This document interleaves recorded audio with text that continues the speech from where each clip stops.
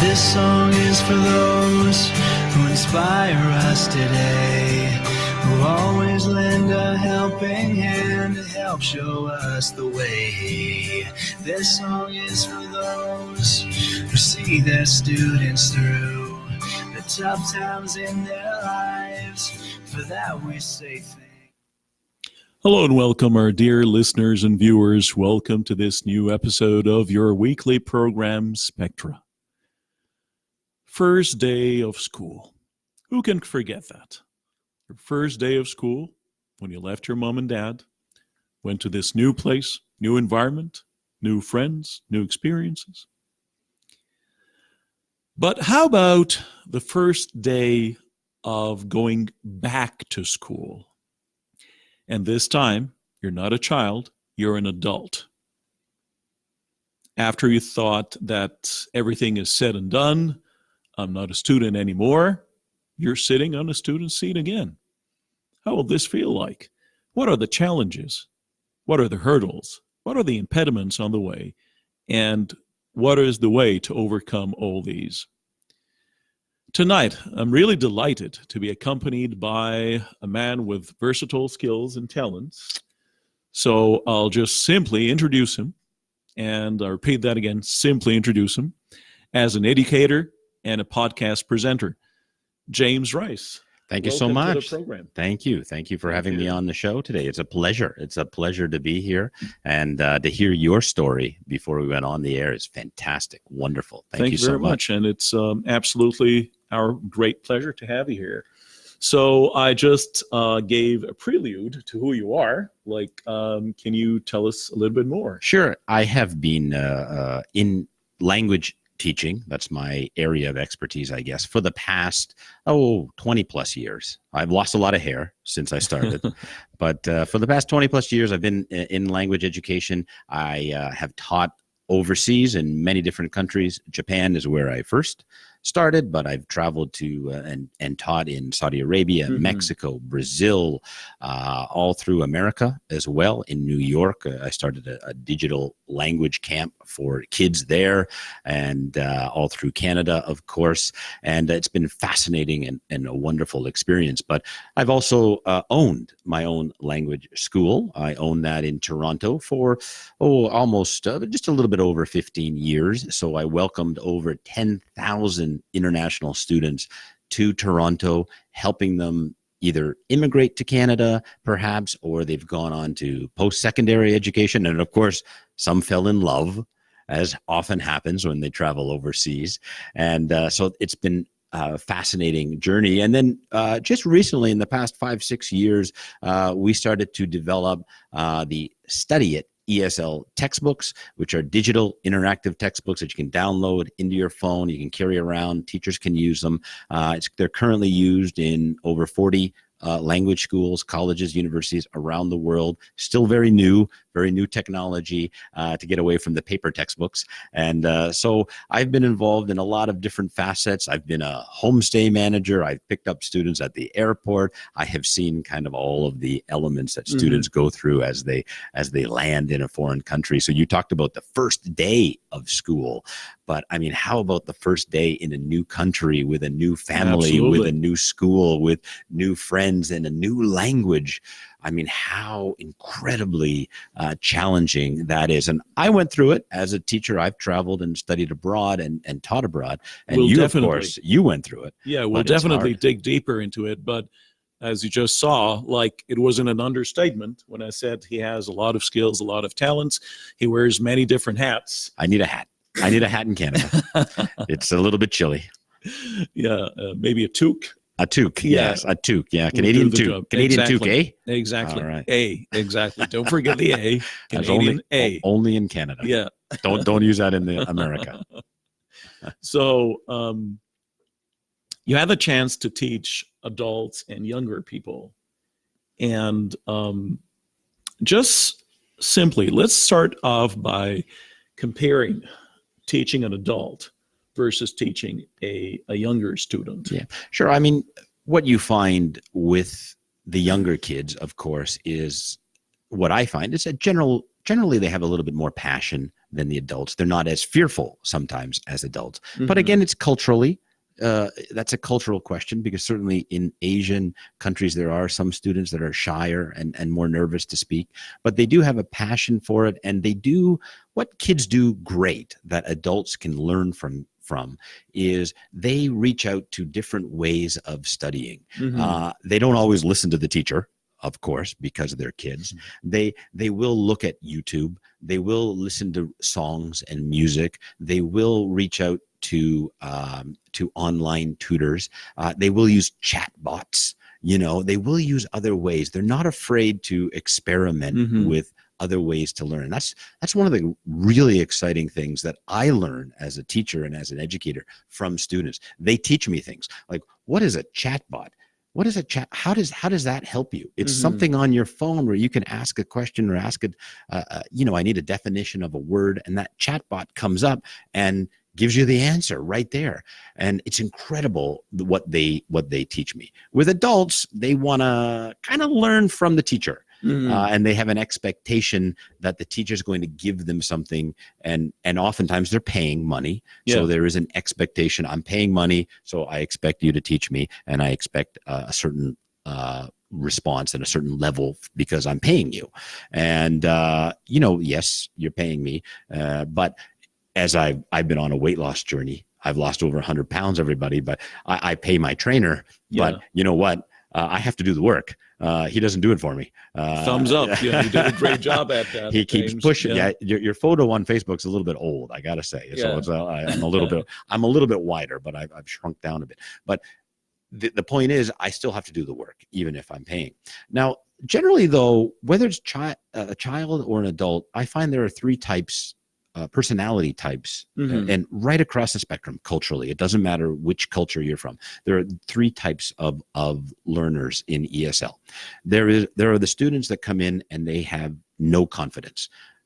I can't learn English. I need to start at the beginning, when actually they may be a very high level, and they're okay. They're going to be fine. And generally speaking, over a period of time, they're going to gain that confidence. Mhm. And then there are the others that come in who are much more overconfident. I know everything about English. I can speak it, even though their language is very broken. They have vocabulary and words, but they're just too confident, and we need to pull them back and teach them. Oftentimes it's structure or grammatical structure, because they're putting phrases that they've learned together from YouTube and things like that, or from movies. And we need to fix those areas. And then there's the panic. Mhm. The panic student is different from the one that's not confident. The panic student is saying, I need to learn English in 1 month because I have a job interview. I need to be fluent in 6 weeks because I'm going to do an IELTS exam.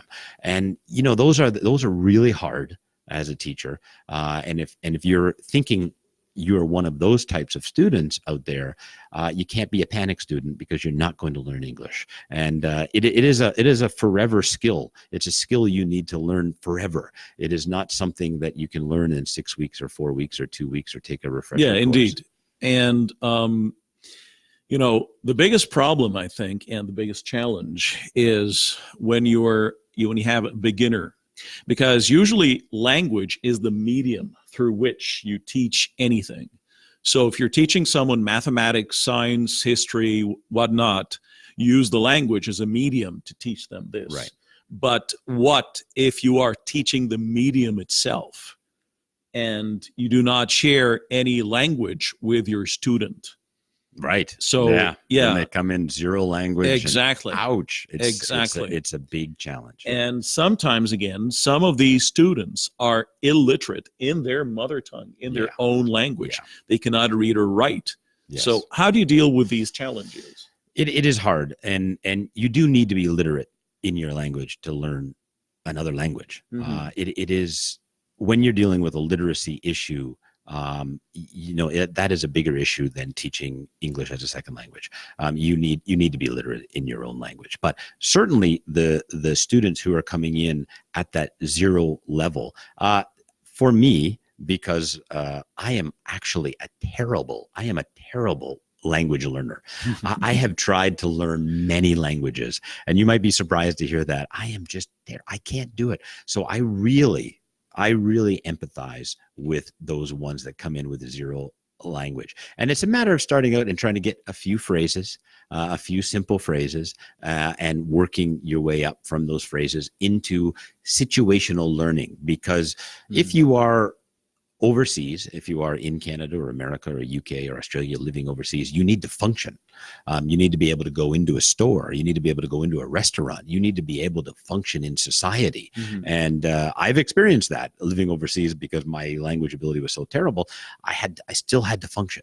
And so as the students coming in at that zero level, I'm trying to get them to just function and hit them with survival English and try to get them to the level of success where Do they you go use out like and do more things. visuals with them? Like how do you, like start? How do you,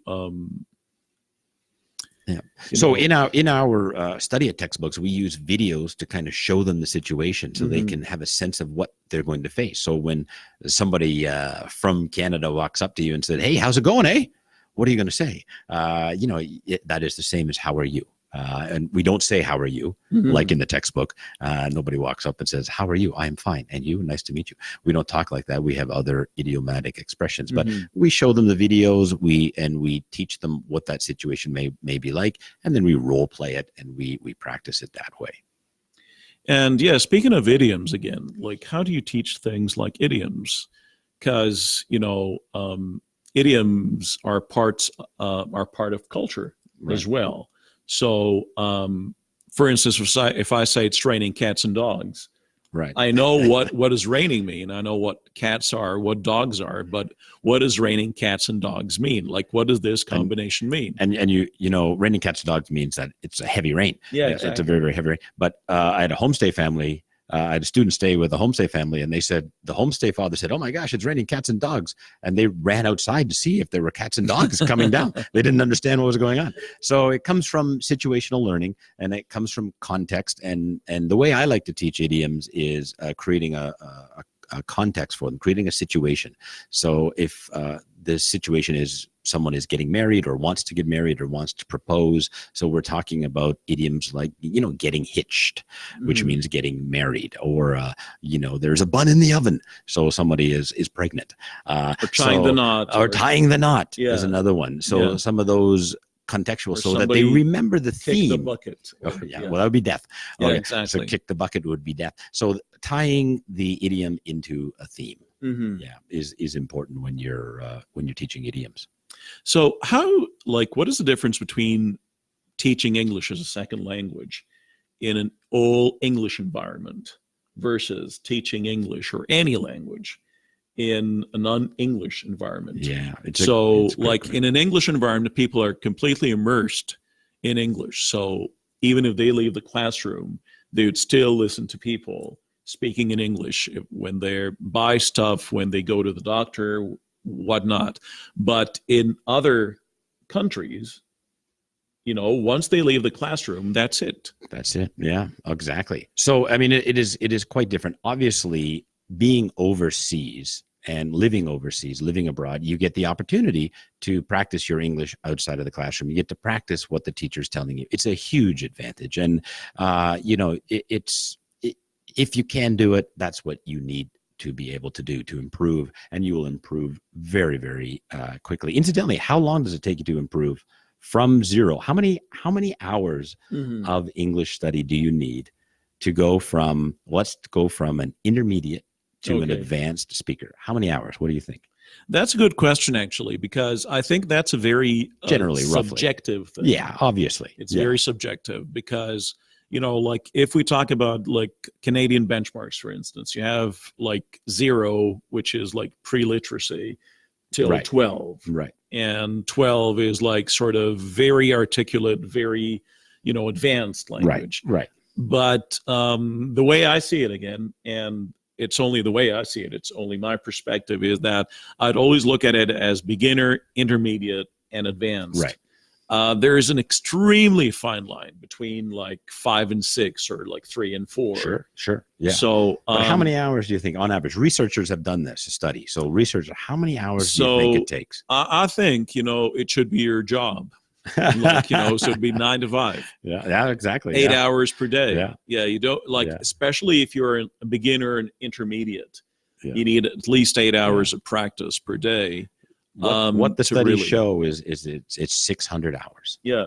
600 hours of English study to take you from intermediate to advanced. And if you're starting at the beginner 0 level, it's 1,200 hours, Absolutely. which is basically it's 20 weeks or 40 weeks.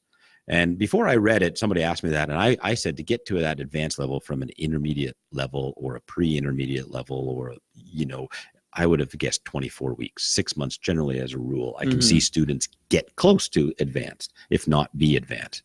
So that's what the researchers are showing, 600 to 1,200 hours. And it's a full-time job. Absolutely. Yeah, a full-time job. That's what being overseas gives you the opportunity to have. You can have, and unfortunately, I see oftentimes students, waste opportunity when they're overseas. They stay within their own group.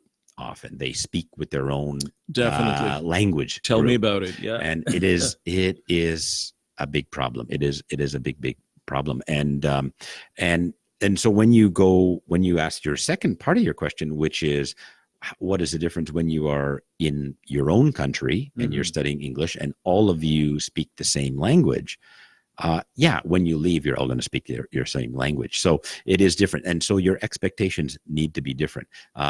When you are in Canada or overseas, it is a job. It is a job and an opportunity for you to learn English, and you can do it in 6 months. When you are at home in your home country, it is tough. It is really, really hard. Now, I spoke to your producer, Obaid. Correct pronunciation. Yeah, that's correct. I got it. I was practicing it. Yeah. Obaid before the show, and he had this issue in Canada. And I asked him how he got out of it, and he talked about how he got out of his comfort zone. And the number one reason was he found a hobby. And his hobby was working with you, I think. But he found a hobby. And same with me. When I was traveling, I had a hobby of sports, and I was able to find that hobby. But when you are overseas, it is really tough. So I would say you got to get online, okay, when you're overseas. So if you're in your home country and you're trying to learn English, yes, you can learn with your teacher, but you also need to learn online. Pick up a private tutor online, or pick up a private tutor right there in your country if you can, even 1 or 2 hours a week. That would be huge. The second thing would be to think about joining a cultural center. So when I lived in Japan, there were cultural centers where I could go as a foreigner to get advice and help. And those centers do exist, or organizations do exist, where you can actually interact with native speakers who are in your country. We need help. We need help. And you guys can do that, and you can start making friends that way. But the most important skill, the number one thing that I recommend for all teachers, all students, whether they're in Canada, whether you're in your own country, is you have to read. You have to read. I know it's like taking medicine sometimes. I don't want to read. I don't want to read. You have to read. And you have to read. Basically, the best reading is a novel. You don't need to read the newspaper and look at read a novel. So if you like Harry Potter, read a little bit of Harry Potter every single day. Why? Because it keeps the English in your brain. It helps bring that English up front to your brain. It helps to your like sort of buffer memory. It helps brings it to your permanent one. Helps you to use your imagination in English, and it allows you, when you open the book, you see what happened yesterday, and you're thinking about that in English. Okay, what happened in the book yesterday? Now, granted, I understand it doesn't necessarily help your speaking skills, but it will help you to think in English. That's a phrase we'll definitely talk about like the different skills, like the 4 different kinds of skills we have, like reading, writing, listening, speaking. But some people have this perception, because some people will say that, while my friend, it took him like a couple of months to go from level 1 to level 6. Right. Other people just tend to linger. They just, like they stay in the same level. So are some people like more language smart than others? Well, you are. You are that definitely fair to smarter say? than me at languages. Oh, yeah. not really. No. Absolutely. I mean, when I was in Japan, I took a language course, and I was in the same level for 8 weeks. And a Texan from America came running in, and in 2 weeks he had jumped ahead of me onto the next level. And the teacher looked at me and said, "James, why can't you be like him?" And it just it devastated me. It broke my heart. So, and I stopped studying because of what that teacher had said to me, and I felt I couldn't learn English. Teachers play a great role, really. Absolutely. Like in motivating students. And if you are a teacher out there listening, you got to motivate your students. You got to get them engaged, and the ones that are struggling are the ones you need to work with. The ones that are great are great. They're going to be great. It doesn't matter. Yeah, exactly. So we're going to take a short break, but after we come back, we'll talk in more detail about the different skills and the different challenges of each one of them. Everybody, don't go away. Is for those who inspire us today, who always lend a helping hand to help show us the way. This song is for those who see their students through the tough times in their lives. For that we say thank you. You have made a difference. You have shaped our minds. You have changed the world, one child at a time. You have always been there in everything you do. I hope that you're as proud of me as I am proud of you. This song is for those who heard the silent cries, who stepped in to wipe the tears from the children's eyes. For those who gave us a safe place to grow, a place for us to call our home. Forever we will know that you have made a difference. So welcome back. And like we heard the song, thanks to all those who carried the teachers, really. They play a very important role in motivating their students. And we have a comment from Jihan Sabri, one of our great viewers here. She says, isn't there a variable between different people's aptitude for language learning? Also, whether you are doing this out of necessity or just widen your knowledge. So what do you say to that? Yeah, absolutely. I mean, when you're doing it out of necessity, sometimes you're much more motivated than doing it just for your own knowledge. But it goes back to that personality type where we have those underconfident, the confident, and the ones that are panicking because they need to do something. And which one are you in? Which area are you in? And you cannot be in that panic type if you're doing this out of necessity. You're not going to be motivated. You need to find that motivation within yourself to try to get to that next level, because that's the challenge. And again, I compare it to weight loss. You got to find it within yourself to lose that weight. It's not going to come to you through a little pill or through running on the treadmill. In the same way with English, it's not going to come to you if you just open up a book and go to the classroom. You have to do more. And what is that more? It depends on what you like. I mean, it could be reading, as I talked about. It could be watching movies. It could be fashion. It could be sports. Watch all of those in English. Whatever your passion is, try to incorporate English into that. And certainly different people's aptitudes. I mean, we talked about that. Yeah. Absolutely. I do not have as a good aptitude as you. I mean, how many languages do you speak? Like fluently, 3. 3 languages. Yeah. Wow, that's incredible. And how hard was it for you to learn the other languages? So, like basically I totally concur with what Jihan said. Like it's necessity really is the mother of invention. So if, and I think that's why children, and please correct me if I'm wrong, I think like children learn languages much faster than adults because they're much more motivated. Usually adults, like the motivation is a very tough and rough one, like to find a job, to go to school, but for children, They it's don't have that stress. Exactly. That stress is removed. It's interesting that you mentioned about children, because my child is Japanese, and he's bilingual. I have two kids, both are bilingual, but we had a lot of trouble with the first child. And how do you make? I get a lot of people ask me, how do you make a bilingual child? I mean, you don't make a bilingual child. They either become bilingual or they don't. But in the first 5 years of his life, we did not use English. We used only Japanese. And we put him in a Japanese daycare.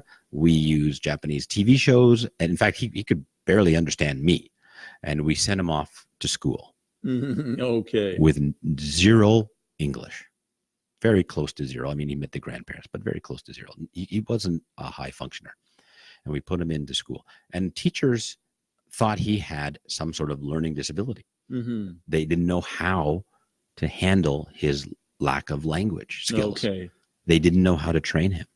Do you know how he got trained? Do you know how he became bilingual? What got him that motivation? One friend. Yep. One friend. It was one boy. His name was Jack. I will never forget him. He only spent 1 year with him before he moved, unfortunately. But he was a talker. He was a nonstop talker. He's one of those kids that talk. And he would talk to my son nonstop, because my son would listen because he didn't speak much. And they talked, and he eventually came out of his shell to speak. And year 2, he got better. Year 3, he became fine, and he was perfectly fine. But you know, so kids, that's it. Like, you know, it's finding a friend. Like to a young person, it's making more friends, watching more like cartoons. Exactly. It's a part whole of a group, social group, interesting life. Yeah. Not that was the motivation. That was the motivation. So it's fascinating. You know, like I have another, you know, like experience myself with another language. I'm not fluent in this language. I can just, you know, like get by, which was Hungarian, because I spent like 6 months in Hungary in an exchange program, and in Hungary they don't speak English, they don't speak French. The only languages they speak are Hungarian and Austrian German. And I was very young at the time, so I found out that if I did not speak Hungarian, I'll just spend my life at home. Like, I won't go out anywhere. And so what was the first step? So, I took, like Hungarian lessons, but it didn't help you.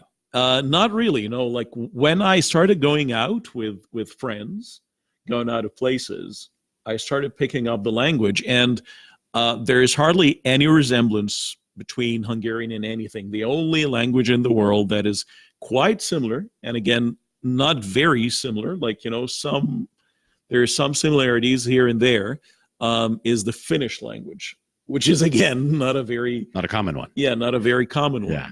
Yeah. So, well, that's it. I mean, and I know language schools, I know schools do this. They have events and activities for students, and the purpose is just to get students to get outside the classroom and open up and talk and go out for dinner.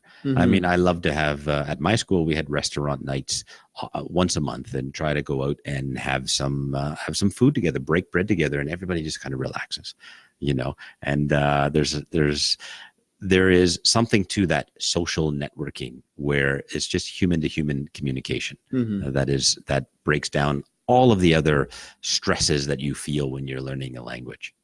And like languages, basically we have productive skills, receptive skills. Productive being speaking and writing, receptive being like reading and listening.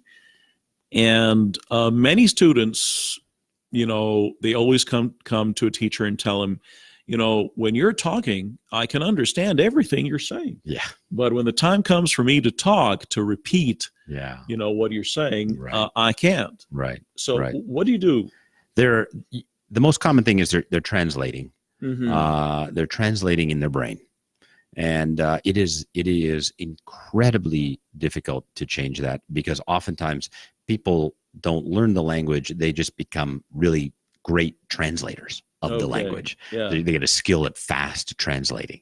And and teachers often coin the phrase "think in English," and it's really hard to train yourself in English. And there are some techniques, and actually in our study at textbooks, we have a great game where we have word flash, where you have to make sentences very quickly without thinking, and trying not to translate. So as a teacher, I would often try to get students to make sentences quickly, time limits almost on them. Not all the time, not every, not the full 2 hours of class, but there were activities where you have a short time limit. You have 10 seconds. You've got to make 3 sentences. Let's go with these 3 words. You don't have time to translate. So you've got to, unwind your brain. But it is a huge problem, because essentially they are just translating, and they're panicking when they get up there, because if you have to speak in front of people, you suddenly can't translate, and everything disappears from your mind. And I think the major reason why adults tend to translate is because they always seek perfection.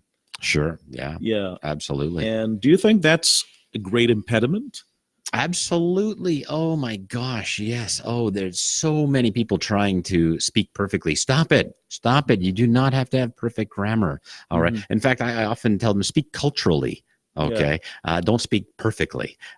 Speak your culture. If you're from Brazil, if you're from an Arabic Gulf country, if you're from China, speak your culture. Let it out the way your culture speaks. That is okay. That is the beauty of English. Exactly. Speaking that perfect grammar. And I mean, you don't know how many times, I've heard the students say, they're trying to make a sentence, and they're thinking, my name is... Come on, a little faster. Yeah. You can just say, my name, James. That's fine. It's okay. I got it. I understand, and move on. Yeah. So absolutely, do not worry about speaking perfectly, people. Speak your culture, share your culture. If your culture speaks a certain way, and I love the Brazilian culture because they're so fun and so energetic with the way they speak, and they have a lot of passion. That's great. Let it go. And sometimes they try to hold back and try to be more reserved if they're speaking with an Asian student. And I say, no, go, and just be yourself, and be your culture. Yeah, and I think, like, this is usually the advice that polyglots, those people who speak, many languages simultaneously, is that they say, just avoid perfection. Yeah. Just as long as people can understand. So if I say, me want water, that's not grammatically correct.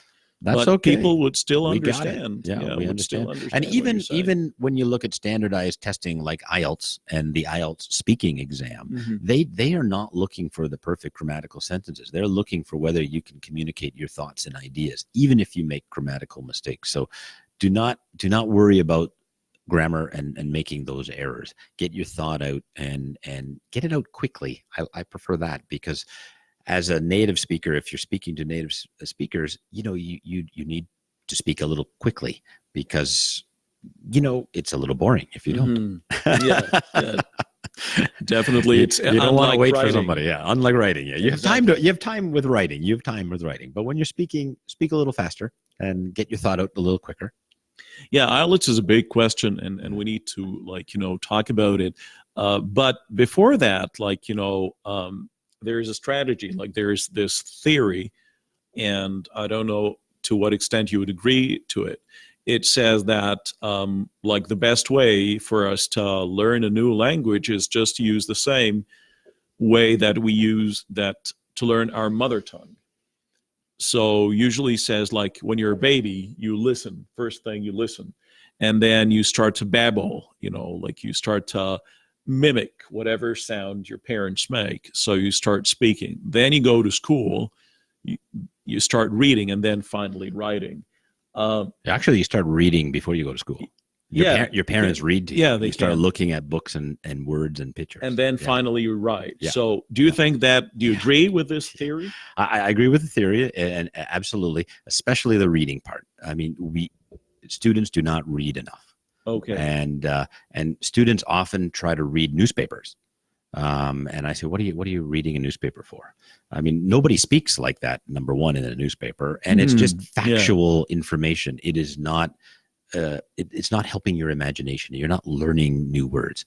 So I even tell students, imagine going right back to the beginning where you're reading Dr. Seuss books or basic level books and work your way up to kids books, work your way up to, high school books, and then work your way up to the Harry Potters. Other students buy the big, War and Peace, or the, the latest novel. It's hard to read. You've never read an English book before. Go back and work your way up. So I am a big believer in reading. Now, in terms of listening, absolutely. The listening skills, there is a theory out there where just having music, TV on, YouTube on will naturally have those words soak into your brain. There is a theory. So passive learning. I don't know if it's true or not. Yeah, I don't know. There is research out there. I don't know if that works or not. I mean, when I was a kid, I used to sleep with my textbook under my pillow, hoping that would somehow get into my brain.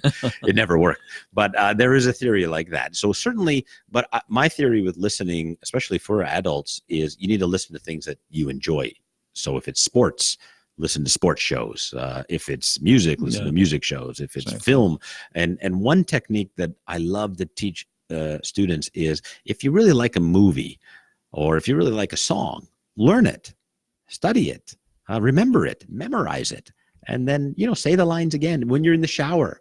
Play it and sing it and say it. And that is a great way for you to practice your pronunciation, of course, with the rhythm and intonation, but also to remember the vocabulary, remember new words, and you're interested in it, you're passionate about it, and you have a passion for that film. So you could take a scene from a movie, and if you really like Brad Pitt or Tom Cruise, as many people compare me to,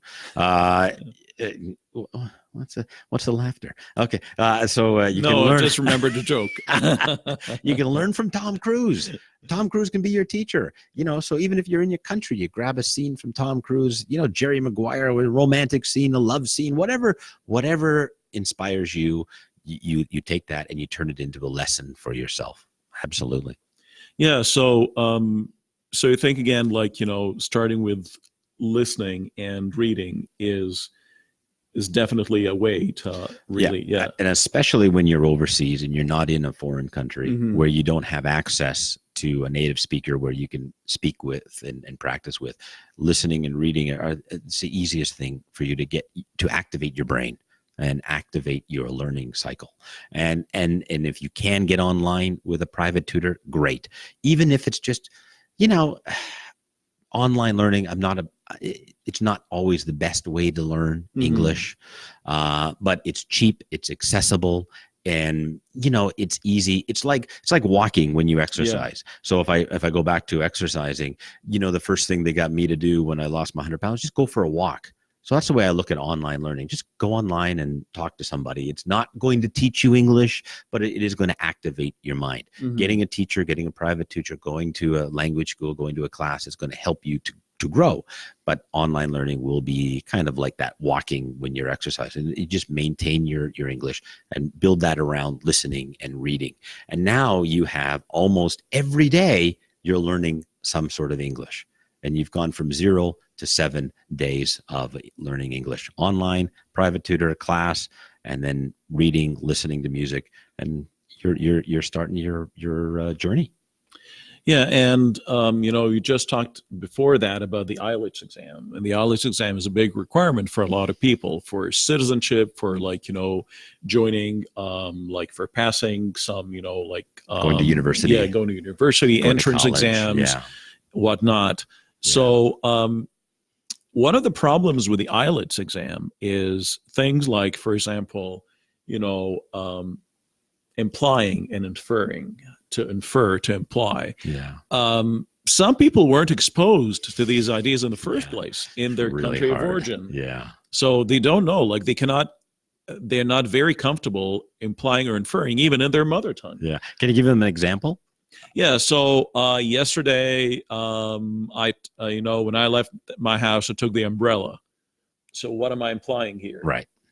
That it's going to rain. It's going to rain. Possibly it's going to rain. Exactly. Right. So I didn't say that it was raining. Right. But it might rain. Yeah, it might rain. So I took the umbrella. So one of the answers might be it might rain. Exactly. Or it is raining or has been raining. Exactly. Or it has been raining versus it might rain. Yeah. Perfect. Really tough. Really tricky. Yeah. Absolutely. So, like, how did you do yesterday in the exam? I did great. I wouldn't be that sure, It's really hard. It's really hard. The standardized tests are really hard, and you do need to take some sort of test preparation course because there are tricks in there. And inferring and implying, it's just a trick that you need to understand. And if you're at the advanced level, you will be able to pick that up a lot quicker and understand this concept as we just explained. But if you are at that intermediate level or low level, it's tough to understand because you don't have the understanding of the grammar. It might rain. You don't understand necessarily the modal. It might versus it has been raining. Okay. Or, so for IELTS, it's test preparation and practice. I know a lot of people get test stress. It's really stressful for them to do it. And I wish there were a magical answer out there to help people. But, it's just one of those things you have to get through. And it's just an exam. And it's like a driving exam. You need to kind of show off your skills. And that's the way you have to think about it. If you're going to go to a driving exam, you have to know the rules and you have to show off your skills as a driver. If you're doing the IELTS exam, you have to go and you have to know the rules of English and you have to show off your skills of English. That's all you're doing. And is it really, because some people argue that IELTS is not an assessment of your, knowledge of the language per se. It's, again, like there's some kind of a standard expectations for the examiner. For instance, sometimes they would give you that you're supposed to answer using no more than one word and two numbers. So sometimes, for example, if the answer is 24, if I write 24, the answer is wrong. Right. They expect me to write 24 in letters. Right. There's little tricks like that. But yeah. I do a lot of speaking. I do a lot of work with the IELTS speaking exam. And if you're familiar, it's divided up into 4 sections: fluency, vocabulary, grammar, and pronunciation. And each of those sections are judged equally. So it doesn't matter if your grammar is perfect and your fluency is weak or your pronunciation is terrible, which is very common. Pronunciation is a number one issue for students, and they don't work always on pronunciation. But they're being judged all 4 sections equally. So, great, you've got great grammar, great, you've got great vocabulary, okay, you got great fluency, you're a 777, but your pronunciation, you're a 5, you're going to end up with a 6 on the IELTS. And you're thinking, why? What did I do wrong? I speak well, I have good grammar, but the trainers are judging all 4 aspects of your speaking equally.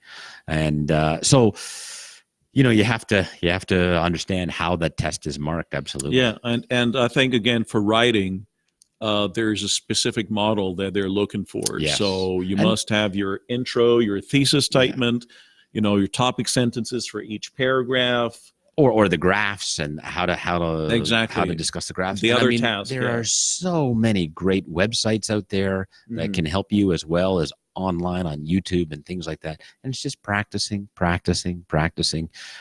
just practicing the writing. Now, I know a lot of students from Arabic countries, writing is a huge issue. It's a huge problem. And again, I wish there were a magical solution, but in order to be a good writer, you have to write. That's it. That's the bottom line. You have to write, and you have to write every day. And there are some amazing apps now out there that allow you to write every day. They will send you a topic, and you write about it, and it goes into the app. There's a lot of different tools now that you can use to help improve your writing, even if you don't like writing. And I don't want to write every day, James. I understand, but if you're going to try to get a better score in IELTS, you got to write. And thank you for bringing this up, because writing is a very cultural thing too. In some cultures, you go like in a spiral manner. So you just go around and around the thing you want to say. In other cultures, you need to be precise and concise, just go to the point. Do not talk more or less, and go directly there. And in other cultures, they just copy from the internet and put it right onto your essay. Yeah, so there's no plagiarism. Like plagiarism doesn't exist. is not a concept there. So, and things like paraphrasing, to paraphrase, to say the same thing in your own words again. Yeah. That is in some cultures, again, the more you write, the better. Like versus English, there's story about Winston Churchill, the great, like The prime minister. Yeah. And one time he wrote a 12-page letter to one of his friends. And at the very end, he said, "I'm really sorry, I don't have enough time to summarize." So just Rod, like he just spoke his mind out, like, just wrote everything. Yeah. Yeah. Which is not great in the English-speaking culture to just keep on going on and on and on. The people that like writing will do fine. But there's culturally, in the Arabic culture, it tends to be more spoken. And they don't do as much writing. Even in schools, they don't want to write. I don't want to write, teacher. I want to explain and tell my opinion. I don't want to write. So it's hard, but you got to write.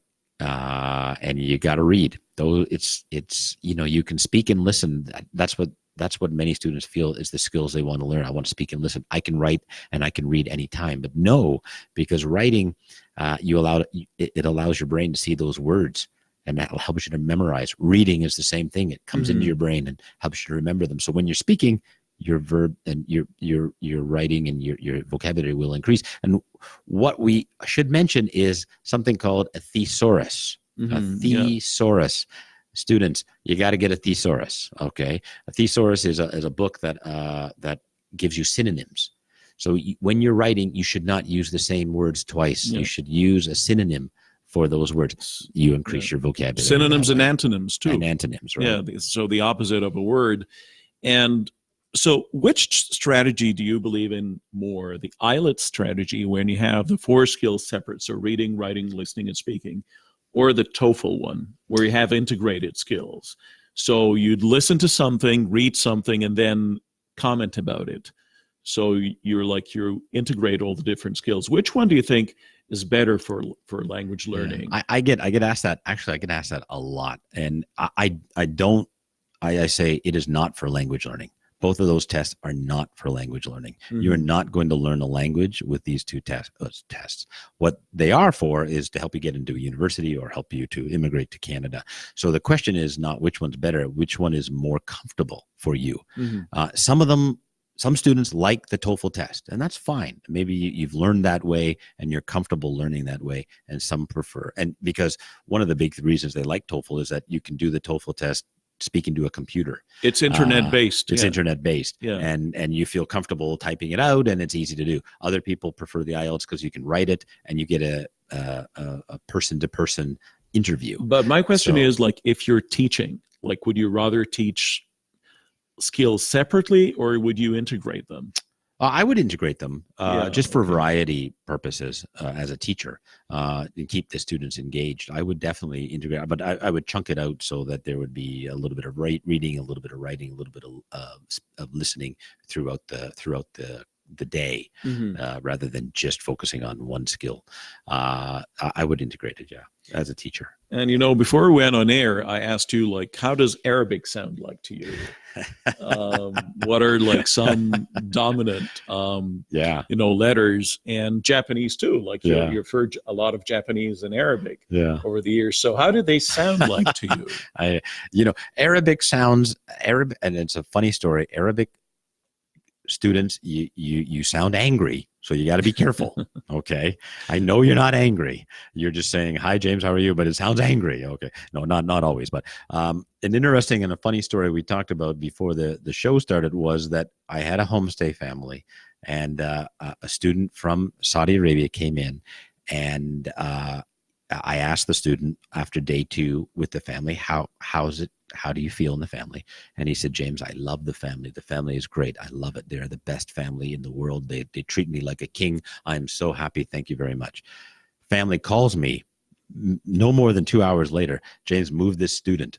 I was, why? Why do you want to move this student? And we're scared. We're scared of him. Just his speaking style scared the family because they thought he was very angry.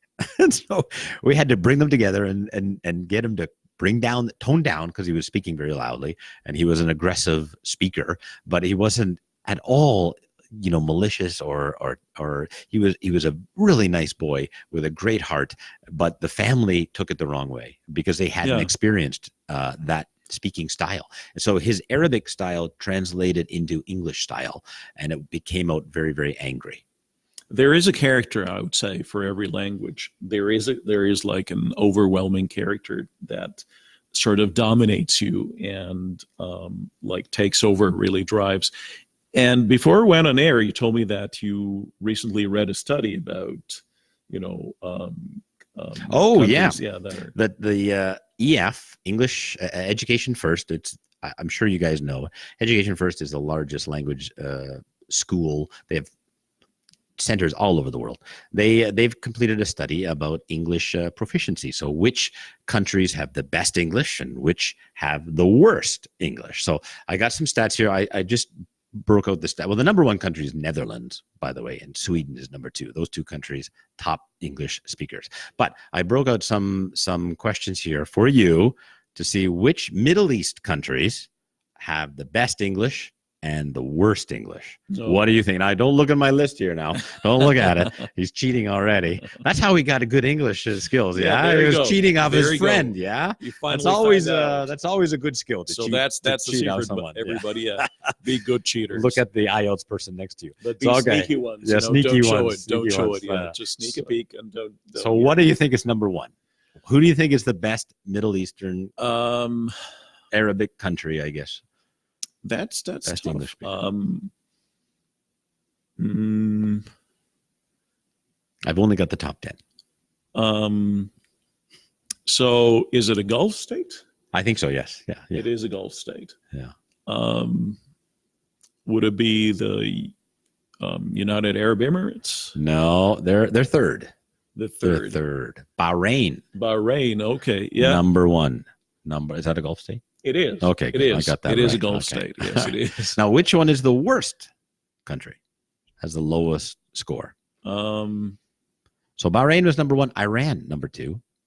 Okay. UAE, number three. What about the lowest score? That's, I don't want to say the worst. I shouldn't say the worst. It's the no, lowest. it's the lowest. Yeah, The lowest score. Lowest. I don't know. Like that's tough to say. It's a little surprising. I'm a little surprised, I have to say, by this number. Is it like another Gulf state too? Well, we're gonna have to help him out here.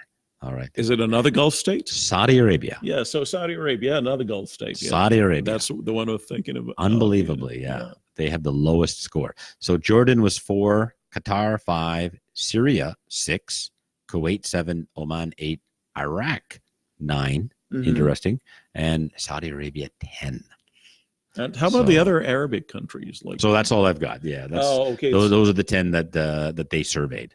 So I don't have any of the others. Oh, but so they didn't cover the whole region. they didn't cover. They just covered those 10 countries. So fascinating. And I wonder why Saudi Arabia has such a low score, because they have invested a lot of money in sending students on scholarships and overseas.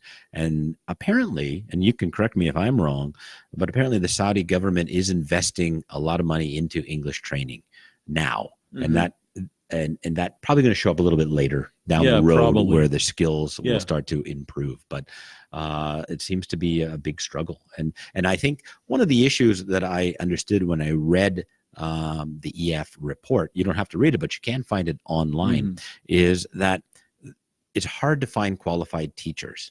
And the issue that countries have, that maybe your country has, is that they tend to hire foreigners, and foreigners stay for a year and then maybe go home.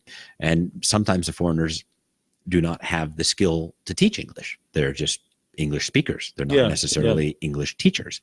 And so the challenge for governments in those countries is they need to build a supply of teachers that are from that country. So if they're teachers, if they're Iranian speakers who've gone abroad, studied abroad in Canada or America, come back, they need to set up that training center to build up that supply, so that Iranian teachers are teaching in English to their students and teaching it in a way that will help the students. Yeah, well, there's this stereotype in the minds of many people, a native teacher versus a non-native teacher. Yeah. So many people think that if you're a native speaker with no background at all in teaching, you can teach English. you can teach English. Yeah. Exactly. And Vietnam is going through the same problem. And you'll be much Yeah. better than any other person who, like, no matter how fluent he is in the language, no matter how much trained he is in the language, you got to be better than him. And also, it's for marketing. It's for Mhm. marketing, guys. Yeah. Students, they're selling you a white face, Mhm. and this white face can teach you English. It's not necessarily true. There are many tremendously good non-native speakers who are amazing English teachers, and one right here as an example. You came and you've learned English, and you're absolutely fantastic, absolutely wonderful. And so non-native speakers that can give you just as much as a white person sitting across from you who maybe has no skills. So it's a marketing tool. It's something schools are doing to try to sell you on their school. It doesn't mean that they know what they're doing. You know, I think if you're not native as well and you've learned the language, you might sort of feel more for the learner because you've been through the same process before. Yeah, I mean, maybe you can speak to that. Absolutely. I mean, you're excited about teaching English. Exactly. And you enjoy it. And it's because you've gone through the process. Exactly. And you know where they're at. Exactly. You know where students are in that spectrum. And, like, you know, the translation that goes into their mind, you know, it's very interesting sometimes that, you know, if I know the language, the mother tongue of some of my students, and even when they speak in English, at the back of my mind, I'm hearing them speaking their mother tongue. Right. But just translating it in English. Right. Yeah. Right. It's I know exactly what they're saying in their mother tongue. Right. And do you keep an English only classroom? I do, yeah. Yeah, I keep a strict rule on that. I do, yeah, definitely. Why do you think that's important?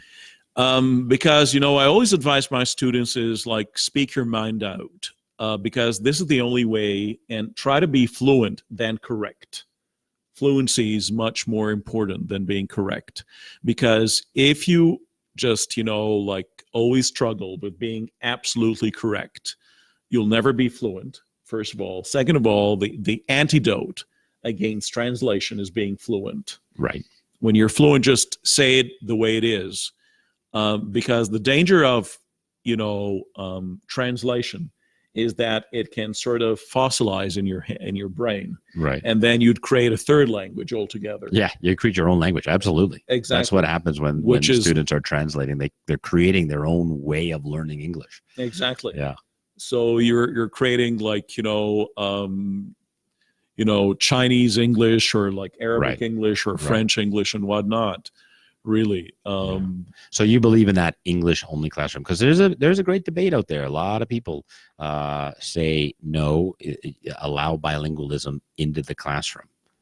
Because, you know, something I noticed too is that the moment it's time for lunch break or coffee break, most students would run to their, like, you know, their comfort zone, their ethnic silo, really. Right. And just like a baby would run to her mother, or like their mother, really. So, but oftentimes it's exhaustion too. I mean, it is.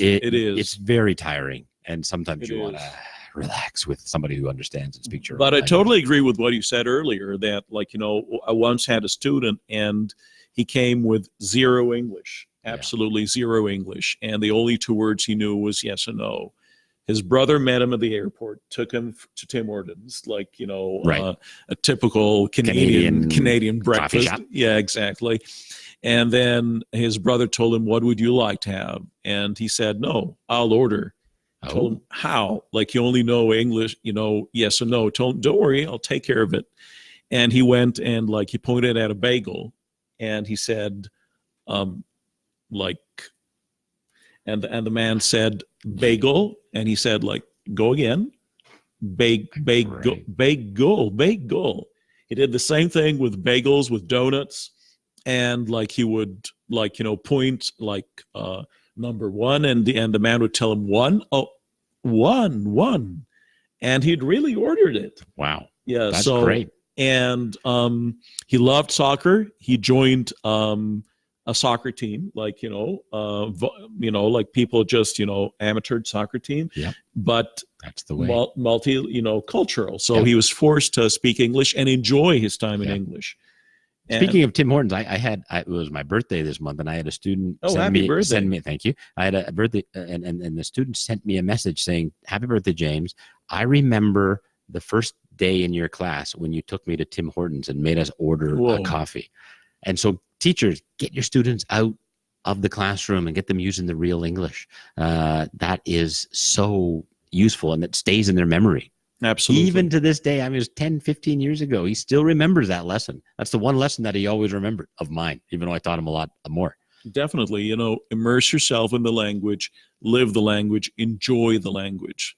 Really enjoying is the name of the game. You really need to enjoy the language. It's not like, a burden. It's not a yoke.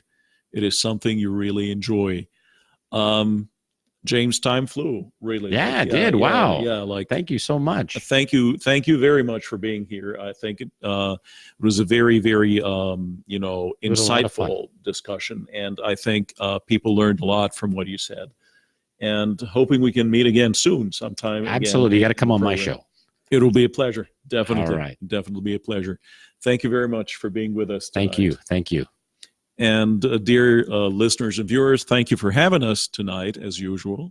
You're always very hospitable. And just a reminder that we're meeting again, same time, coming Thursday. And for our Arabic speakers, wait for us coming Monday, 7 to 9. Take care and have a beautiful night.